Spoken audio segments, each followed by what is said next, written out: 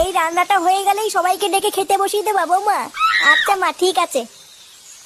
মা, ও মা, এই বাঞ্চতটা এখানে কেন এসছে? তুই কার কথা বলছিস? এই যে মাসিমা, আমার কথা বলছি গো। আপনার ছেলেটা না খুব দুষ্টু, একটু ইয়ার কিউ বোঝে না বাবা গো বাবা। হ্যাঁ গো, তুমি আমার ভাইকে গালাগালি দিলে। বাড়াতে গালাগালি দেবো না তো কি দেবো? ও বলছো তার বাল, বাড়া আমাকে ঘরে একা পেয়ে আমার প্যান্টের ভিতরে হাত ঢুকে দিয়েছে। মা গো মা, জামাই বাবু তুমি অত রেগে যাচ্ছ কেন?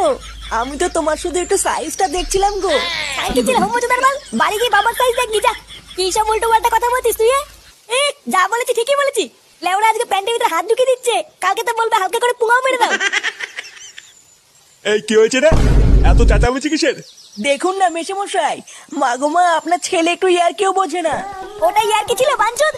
দেখেছেন তো কিভাবে বলছে। দেখো মা, আমি কিন্তু বলে দিচ্ছি, এই চুদির ভাই যদি বাড়িতে থাকে আমি কিন্তু বাড়ি থাকবো না, বলে দিলাম। চোরে বাচ্চা, তুই ঘর থেকে বেরিয়ে যা। আমরা কোনো কাজকর্মের বেলায় নেই, কোনো রোজগার পাতি নেই, আবার বড় বড় কথা। ও বাড়া, মায়ের থেকে মাসির দরদ বেশি, তাই তো? বাড়া এখন তো দেখছি আমার থেকে এই বাড়িতে হোমোচোদার দাম বেশি। লেওনা যেদিন এই হোমোচোদারা তোমার ধুতির ভিতরে হাত ঢুকিয়ে নেয়ানারি করবে সেদিন বুঝবা বালের এই বাড়িতে আমার কোনো দামই নেই।